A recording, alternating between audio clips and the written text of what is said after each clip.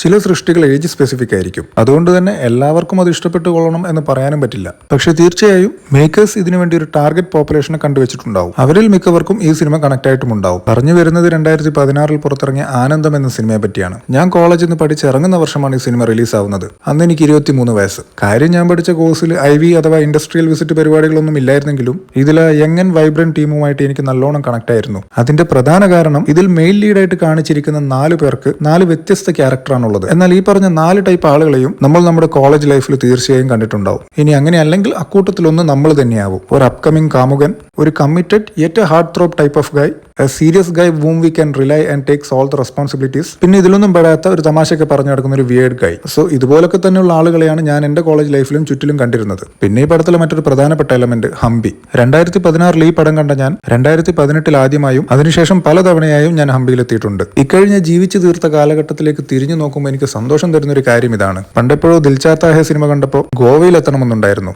അത് സാധിച്ചു. ഈ പടം കണ്ടിട്ട് ഹംപിയിലെത്തി. യേ ജവാനി ഹേ ദിവാനി കണ്ട് മണാലിയിലും എത്തി. It's actually nice feeling. ഒരു കാര്യം നിങ്ങൾ മനസ്സിലിട്ട് വെക്കുക, and some or the other day it will happen.